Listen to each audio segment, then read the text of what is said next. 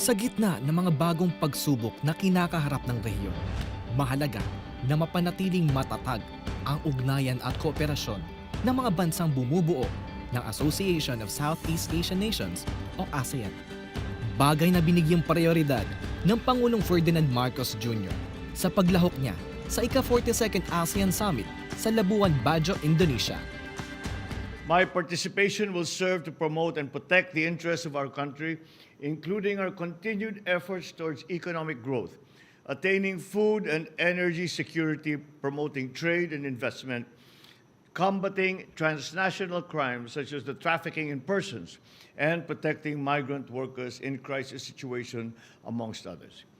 The leaders of ASEAN will also exchange views on pressing issues of common concerns, such as developments in the South China Sea, the situation in Myanmar, and major power rivalries, amongst others.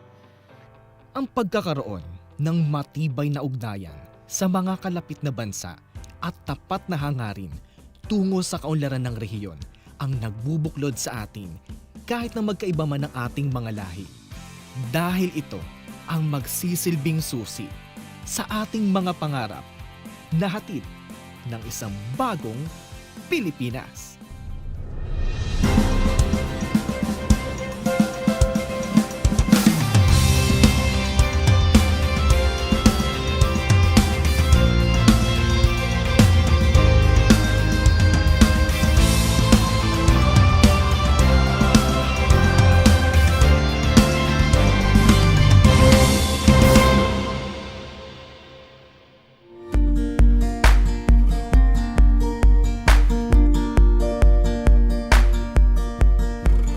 Sa loob ng 2 araw na pakikipagpulong ni Pangulong Marcos Jr., naging abala ito para ilatag ang agenda ng Pilipinas at sa mga usaping pangkapayapaan at kaunlaran.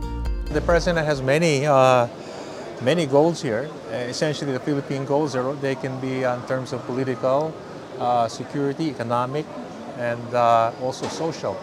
Essentially, when we say ASEAN centrality, the President will also call for strengthening the mga ASEAN-led mechanisms, like the East Asia Summit, the ASEAN Regional Forum, where ASEAN is the chair, and then where all the other countries, or most of the other countries in the region are represented. And ang discussion will be on issues affecting regional security. And that is where ASEAN can actually play a leading role in at least discussing the issues. So the President will be championing those points. Dala ang temang ASEAN Matters, Epicentrum of Growth, sa pangunguna ni President Joko Widodo ng bansang Indonesia. Bilang chair ng ASEAN Summit sa taong ito, pag-uusapan ng iba't ibang pinuno ng bansang miyembro ng ASEAN ang mga napapanahong pagsubok na kinakaharap ng rehiyon. At the moment, the global economy is not fully recovered. Major power rivalries continue to sharpen. Global dynamics becomes more unpredictable. And thus begs the question, will ASEAN remain to be a spectator? Will ASEAN remain silent? And will ASEAN be capable of being an engine for peace and economic growth? I am confident that we are confident that ASEAN is capable, as long as we hold a key element, unity. Therefore, onwards, ASEAN must continue to increase efforts to strengthen economic integration, reinforce inclusive cooperation, including through the implementation of the RCEP, and strengthen the regional health architecture, food security, energy resilience, and financial stability.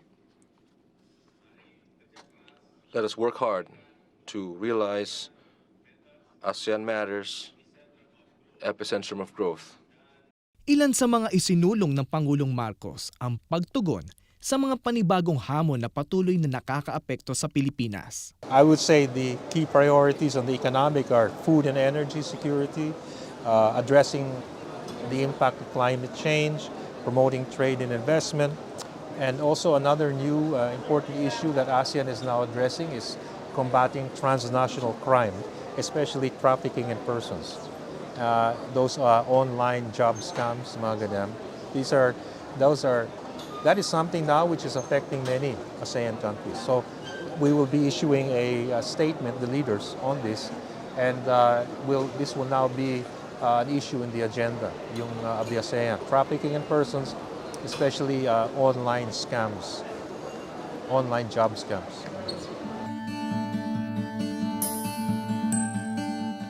Karugtong nito, nakipagpulong din si Pangulong Marcos Jr. kasama ang mga pinuno ng ASEAN sa iba't ibang sektor upang malaman ang mga hamong kinakaharap ng rehiyon at mapag-aralan ang mga bubuing mekanismo para agarang matugunan ito. Katulad ng ASEAN Leaders Interface with Representatives of ASEAN Interparliamentary Assembly o AIPA, kung saan kasama ang parlamentarya ng mga bansa sa ASEAN. Kanilang ilalatag ang polisiya para isulong ang ugnayan sa pagitan ng mga bansa na siyang bubuo ng 2045 ASEAN Agenda. Hinarap din ng mga pinuno ng ASEAN ang mga kabataang kumakatawan sa ASEAN Youth para malaman ang kanilang mga hinaing at suwestyon sa mga isyong napapanahon. For us, sa inclusivity, we are working on better policies to how do we include the rural communities, because yung problema po is we have all of the policies in place, but there is a huge digital gap, most especially in rural communities, especially in the Philippines. Very maganda yung context sa atin because of our archipelagic state. So in the provinces, there's a lot of communities who are still not connected. So we have crafted policy recommendations on how to better address these problems, like the basic ones, basic broadband connectivity and infrastructures. Personally, as a peace advocate working on the ASEAN digital literacy, I am lobbying for establishing a special committee to eliminate online platforms like doing illegal activities or fraudulent activities. So basically, we're pushing for that, and we're also pushing that digital literacy should be included in the education curriculum.